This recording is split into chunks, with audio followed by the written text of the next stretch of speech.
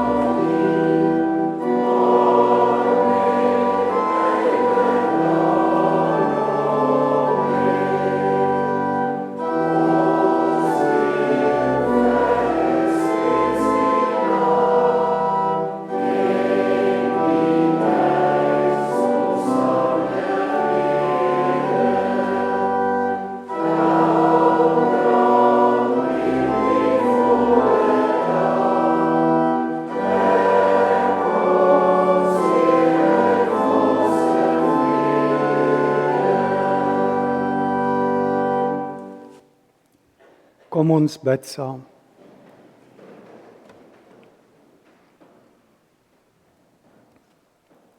Ons Vader in die hemel, ons buig vanoggend ons hoofde bidend voor U neer.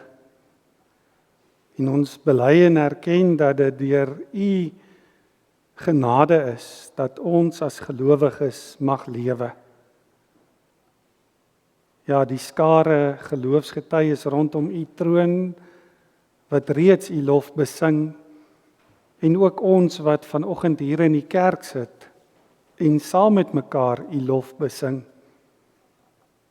Ons wil bely dat dit op grond van U liefde en U trou en U genade is, dat ons vanoggend hier mag wees. Dat die kerk nie die werk van mensehande is nie, maar U werk in en deur ons Here Jesus Christus, deur die Heilige Gees. En daarom bid ons dat U ook vanoggend in ons harte sal werk deur die Gees, sodat U ook in elkeen van ons se lewens gehoorsaamheid sal wek aan ons Here Jesus Christus. Want hy is die enigste hoof van die kerk. En dat ons deur daardie gehoorsaamheid in U liefde sal vas staan, stewig en sterk. Ja, help ons om te begryp hoe groot U liefde vir ons is. Ja, dat dit eintlik ons menslike verstand te bowe gaan. Dat U ons liefhet. Al struikel ons, soos ons dit sopas ook gesing het, baie kere. En daarom vra ons, dat U ook die prediking vandag sal gebruik, hier in ons gemeente en ook in die wêreld teen, dat almal wat in U glo en ons Here Jesus Christus glo en die Heilige Gees glo, U deur die prediking van die woord nog beter sal leer ken. Want ons is in alles van U genade afhanklik. En ons wil vanoggend ook sê dat aan U, Heilige Gees, wat kragtiger in ons werk as wat ons self kan bid of kan dink, wil ons in Christus al die eer bring vir ons kerk wees. Ons wil ook vra dat U ons genadig sal wees en ons sondes vergewe, maar dat U ook vir ons nuwe liefde vir U en vir mekaar sal skenk. Help ons om ook die nood in ons eie lewens en in mense om ons se lewens raak te sien en die blye evangelie van verlossing aan almal te verkondig.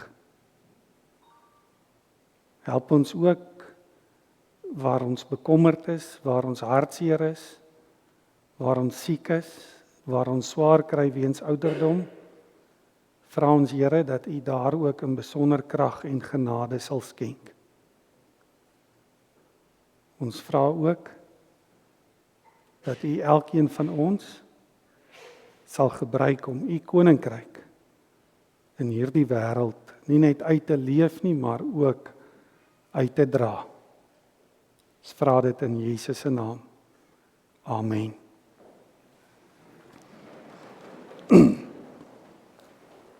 Wanneer 'n mens die evangelie van Johannes deurlees, dan kom 'n mens by daardie laaste paar hoofstukke en dan vind 'n mens die hoofstuk wat ons baie goed ken. Vanaf hoofstuk 14 begin Jesus praat oor die Heilige Gees. In hoofstuk 15 praat hy dan oor die ware wingerdstok en dan sê hy is die ware wingerdstok, ons is die lote en ons moet vrugte dra, en dan eindig hy daardie gedeelte met: dit beveel ek julle moet mekaar lief hê. En dan vertel hy van die swaar kry wat gelowiges gaan beleef en die werk van die Heilige Gees om ons te help getuig en om mekaar lief te hê. En dan sê hy ons moet altyd onthou hy die wêreld oorwin. Hy is die heerser oor die konings van die aarde. En dan in hoofstuk 17 begin Jesus bid. Dan bid hy vir sy disippels en dan aan die einde van daardie gebed, die gedeelte wat ons vanoggend na gaan luister, vanaf vers 20, dan sê hy die volgende: ek bid egter nie net vir hulle nie. Met ander woorde, ek bid nie net vir die disippels nie, maar ook vir die wat deur hulle woorde tot geloof in my sal kom. Ek bid dat hulle almal een mag wees. Net soos U Vader in my is en ek in U, dat hulle ook in ons mag wees, sodat die wêreld kan glo dat U my gestuur het. Die heerlikheid wat U my gegee het, het ek ook aan hulle gegee, sodat hulle een kan wees, net soos ons een is.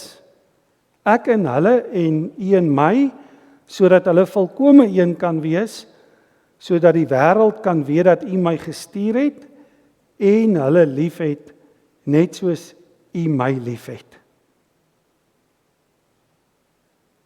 Daardie woorde vanoggend, en besonder dan waar Jesus sê, ek bid dat hulle een mag wees, net soos U Vader in my is en ek in U is, dat hulle ook in ons mag wees, sodat die wêreld kan glo dat U my gestuur het.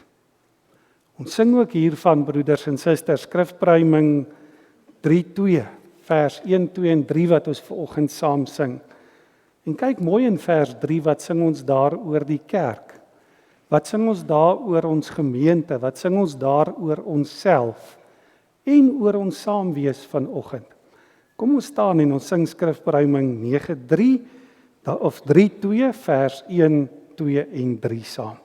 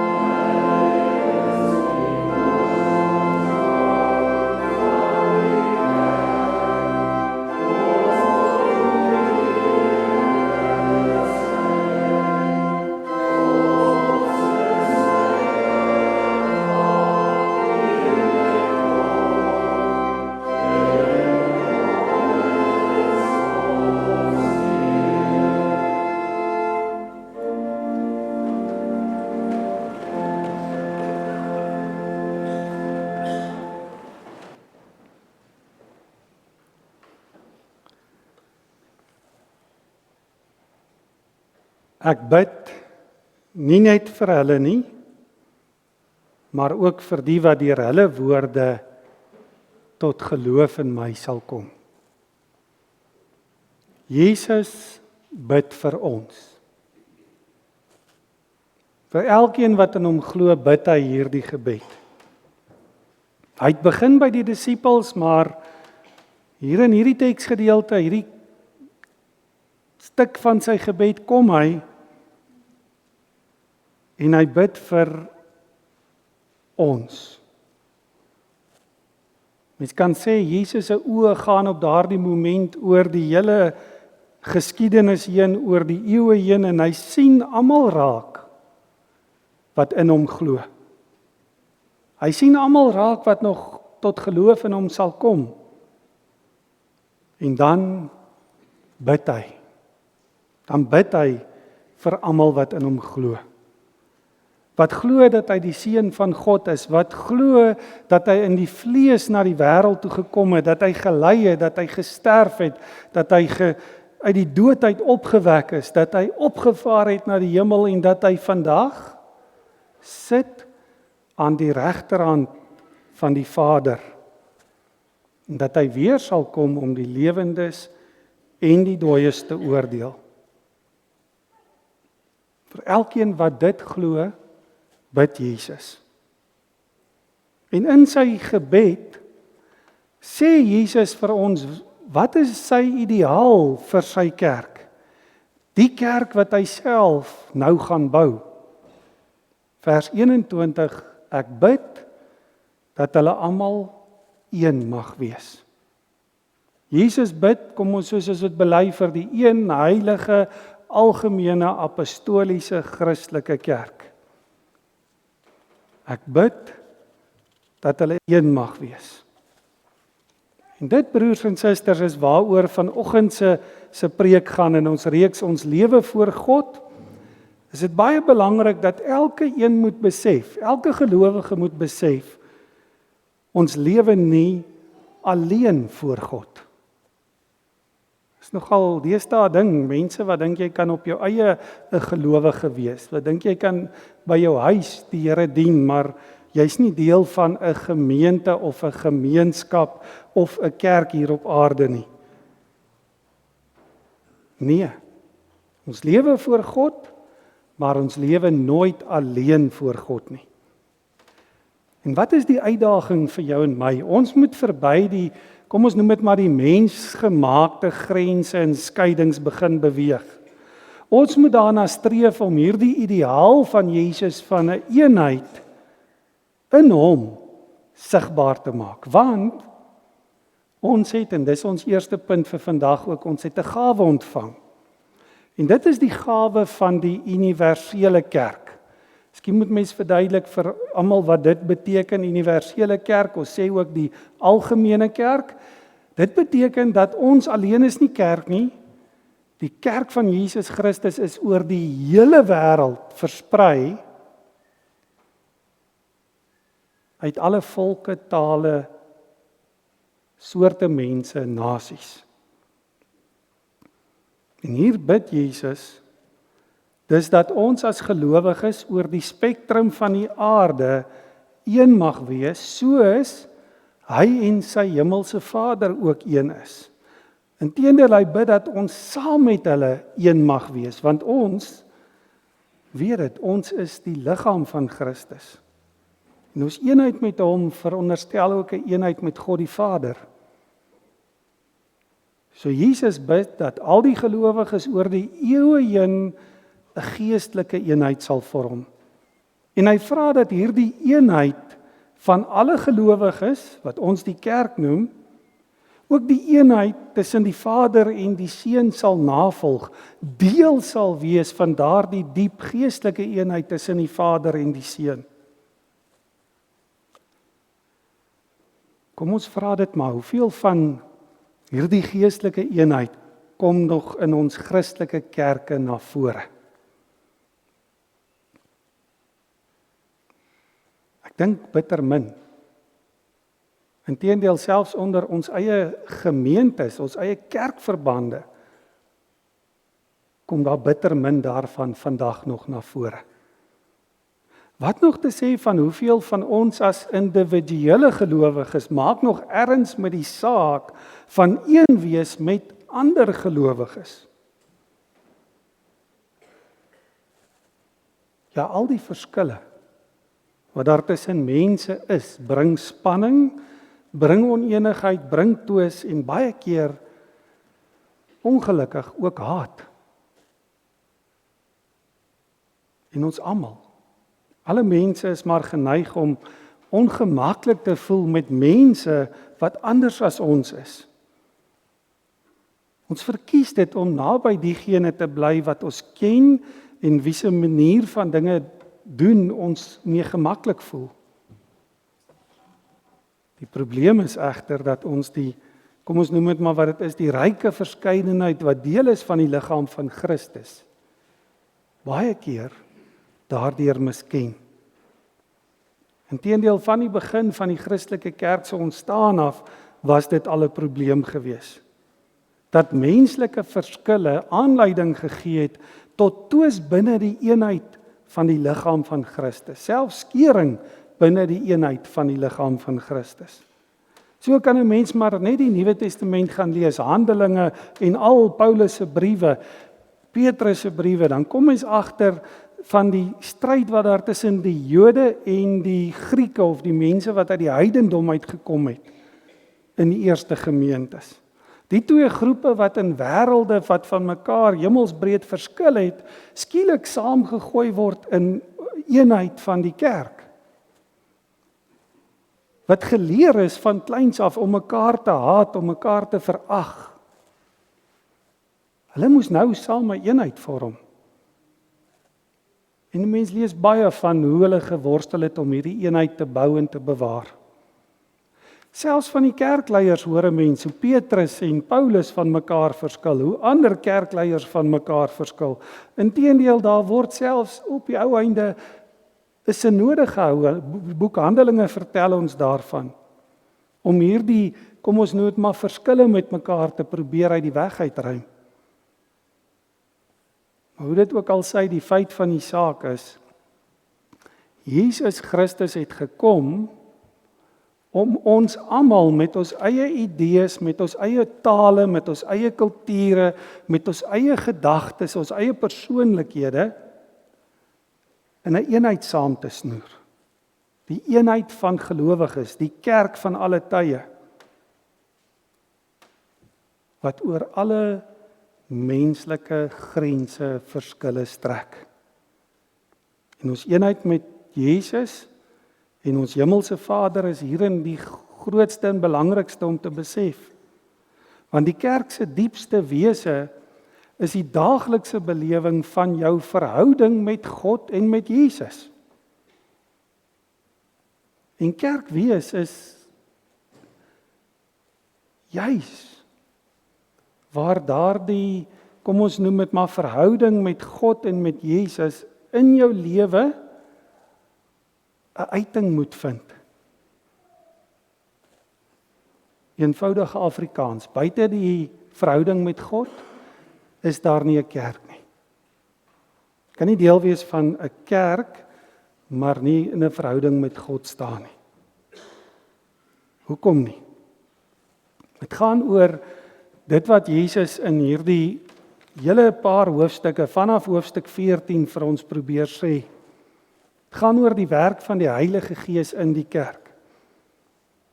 Want die Heilige Gees is die een wat in ons harte woon en werk. Dis God self wat in ons woon en werk en wat deur sy woord, deur die Bybel, heerskappy oor ons lewens uitoefen. En deur die werking van die Gees word 'n mens tot insig gebring van wat Jesus vir jou gedoen het. En dan moet jy besef, ander mense gaan dit nie begryp nie, maar jy begryp dit, omdat God dit aan jou geopenbaar het. Omdat God dit vir jou duidelik gemaak het. En dis juist dan die Gees, is nie net die band wat ons aan mekaar bind nie. Die Gees is die een wat ons leer wat eenheid is. En wat is eenheid? Baie eenvoudig, dis liefde wat gestalte kry in jou lewe. Liefde vir God, liefde vir mekaar. So dit vanoggend ook pragtig gesing. Jy kan nie lief wees vir God, maar nie lief wees vir mekaar nie. En dis juist wat die Heilige Gees doen, is hy maak ons bewus van 'n onlosmaaklike band van liefde, waardeur ons aan God en aan mekaar verbind is. En hierdie liefde vra van elkeen van ons om sekere dinge te doen en om sekere opofferings te maak. In die eerste plek vra dit ons om ons lewe vir mekaar af te lê. om ons lewe vir mekaar af te lê. Dit klink altyd so verskriklik as jy dink jy gaan nou doodgaan vir iemand. Maar hoekom juist dit? Want Jesus het sy lewe vir ons afgeneem. Maar sê hy het dit ook weer vir ons opgeneem. So om ons lewe vir mekaar af te lê, beteken eintlik ook om jouself, jou eie begeertes, dit wat jy wil, baie keer te kruisig. Dit wat jy voel, baie keer dood te maak, ter wille van die behoud van iemand anders. So liefde is baie eenvoudig om selfsug te laat vaar, om jou verwysingsraamwerk te verbreek. Hoekom? Sodat jy ander mense ook beter kan verstaan, beter kan leer ken. En daarvoor moet jy leer om te kan luister, maar ook om in ander se leed te kan deel. Vra van jou om ander mense te vertrou, om begrip vir ander mense te ontwikkel, te verstaan hoekom mense dinge doen soos hulle dit doen. Al hierdie dinge sonder om die waarheid prys te gee. Wat bedoel ons? Baie belangrik moet mens dit onthou. Dit is hoekom jou belydenis so belangrik is. Dis hoekom ons elke Sondag ook as gelowiges saam bely. Soos ons vanoggend ook saam die 12 artikels, die apostoliese geloofsbelydenis bely het. Want wie nie glo dat Jesus die Christus is nie, onthou dit ek net nou ook gesê, is nie deel van die gemeenskap van gelowiges, is nie deel van die kerk nie. Jou belydenis is die plek waar jy mense moet ontmoet, waar jy mekaar moet erken en herken as broers en susters in die geloof, as lede van dieselfde huishouding. Oor grense heen, kultuur en landsgrense, taalgrense, selfs oor kerkgrense heen is jou belydenis dat Jesus die Christus is, die eensame bindende faktor, waarby jy nie verby mag kom nie, waarmee almal erns moet maak. Want dis nie sonder rede dat Jesus met soveel erns bid vir die eenheid van die kerk nie. Onthou altyd, Jesus het 'n doel gehad toe hy vir jou gebid het. Hy het 'n doel gehad met jou lewe, hy het 'n doel gehad met sy kerk, hy het 'n doel gehad met hierdie gemeente.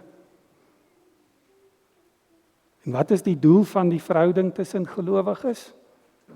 Jesus sê dit vir ons sodat die wêreld kan glo dat U my gestuur het. Sodat die wêreld kan weet dat U my gestuur het en dat U hulle liefhet net soos U my liefhet. So wanneer ons as gelowiges in liefde vir God en liefde vir mekaar lewe, dan kan mens ook sê dan vorm ons 'n verenigde front na die wêreld toe.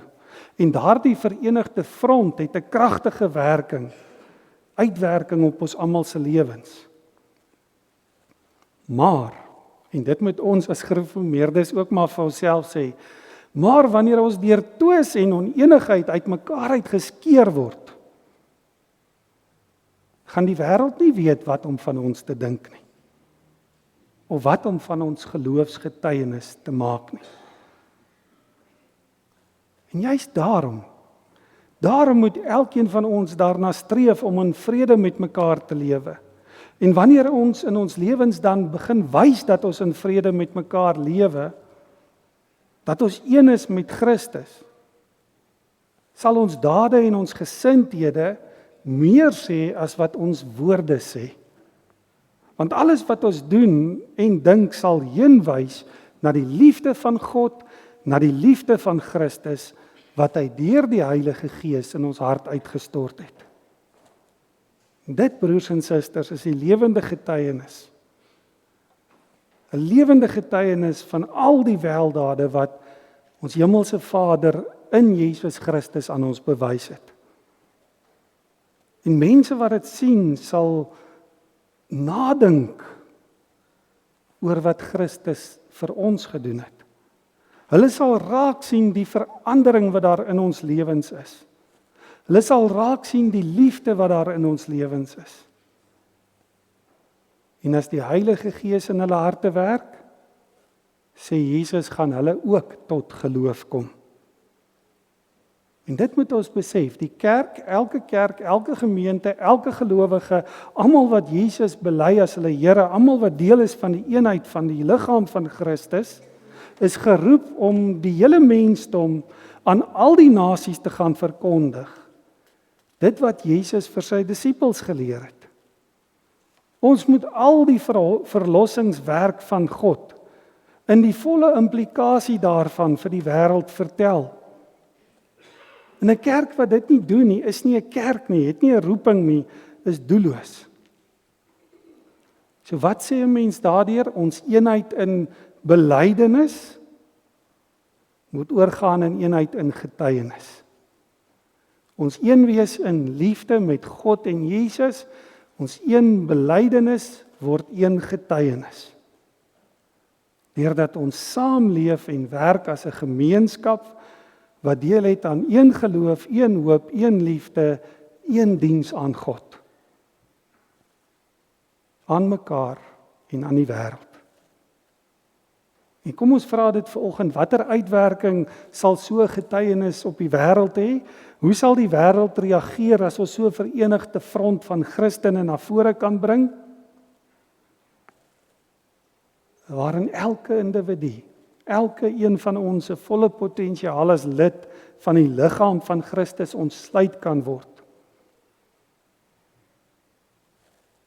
Dis wat na vore gaan kom. Dat jy ook jou roeping as gelowige kan uitleef. Hoekom? Want dan is dit nie meer wat ek wil nie, maar soos God wil wat die deurslag gee. En dit bring ons by ons laaste punt, die belofte van Jesus se gebed. En die belofte lê ook in eenheid met Christus Jesus ons Here.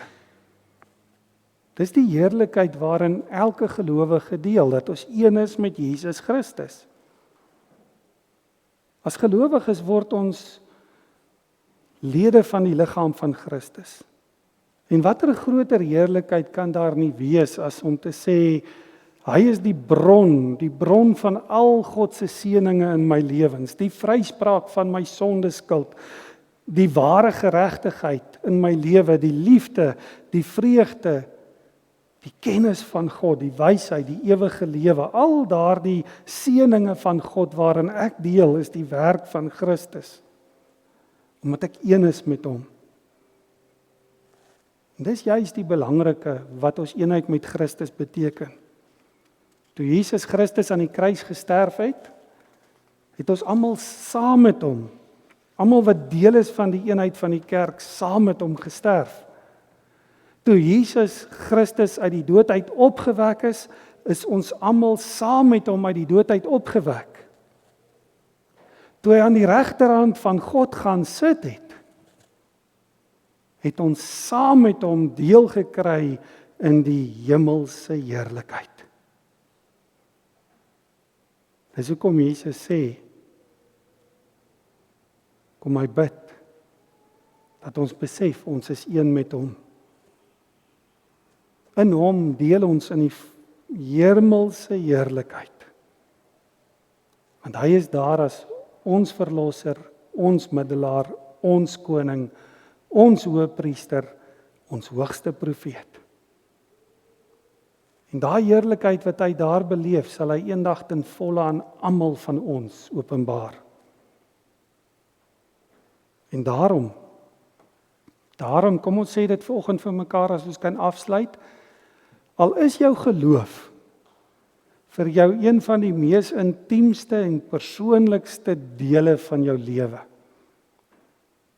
kan jy nie by die punt verbykom dat dit ook een van die mees gemeenskaplike dele daarvan is nie. Want ons lewe voor God, maar ons lewe nie alleen voor God nie. Ons almal is een heilige, algemene, apostoliese, Christelike kerk. Ons bely dit elke Sondag. En daarom moet ons daaraan toegewy wees om, kom ons noem dit maar oor menslike grense, menslike hindernisse heen, die liefde van God teenoor mekaar uit te leef. Hoekom? Sodat hulle wat na ons kyk, ook kan glo. Amen. Kom ons sit so en ons raak 'n oomblik stil voor die Here.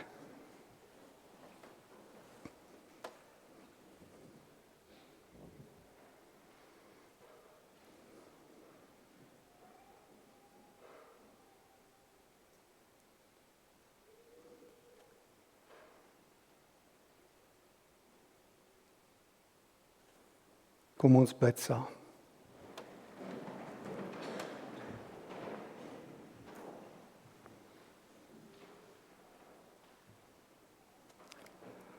Ons Vader in die hemel, ons dank U vandag dat ons saam met ons Here Jesus Christus kan bid en kan vra, Here, dat ons almal wat in Hom glo, een mag wees.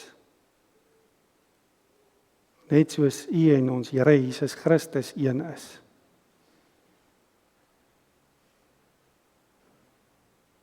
Sodat deur hierdie eenheid tussen gelowiges die wêreld kan weet wie ons Here Jesus Christus is. Dat die wêreld die heerlikheid wat U vir ons Here Jesus Christus gegee het, deur die kerk ook sal raak sien. Deur ons. Daarom sê ons vir U dankie vandag dat ons deel kan wees van hierdie gemeente, deel kan wees van 'n kerkverband hier in Suid-Afrika. Ja, deel kan wees van die algemene, die universele kerk oor die wêreld heen versprei. Waar U in liefde en in waarheid aanbid word, waar die liefde en die waarheid ook verkondig word. Daarom bid ons dat U ons elkeen genadig sal wees, waar ons hierdie eenheid nie met woord en daad ook soek en bewaar nie. Ja, dat U ons sondige eie willigheid sal vergewe, ja, dat U deur die Gees ons daarvan sal genees. Ons vra, Here, dat U hulle wat nog tot geloof moet kom, dat U hulle ook hulle harte deur die Heilige Gees ook sal sag maak, sodat hulle ook in die heerlikheid kan deel waarin ons deel. Ons vra dit nie om ons self ontwil nie, maar om Christus ontwil. Amen. Daar is nou 'n geleentheid om liefdegawes te gee vir die diens van barmhartigheid.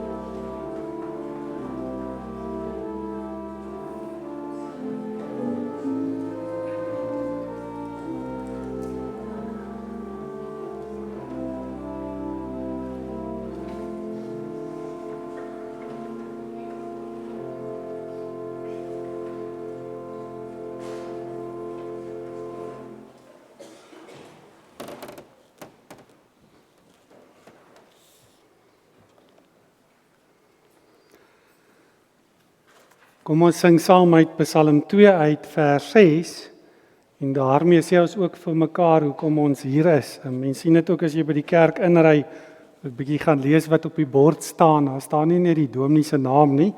Daar staan ook hoekom ons hier is. Kom dien die Here en wees in hom verblyd met blydskap wat hom huldig as die Heer.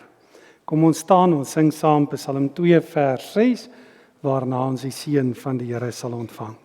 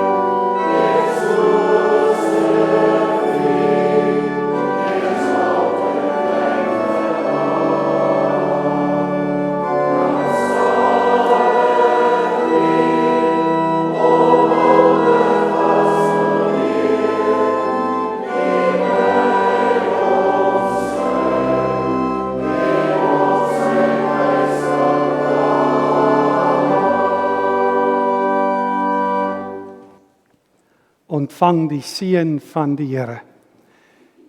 Die genade van ons Here Jesus Christus, die liefde van God, ons Vader, en die gemeenskap van die Heilige Gees sal by julle wees. Amen.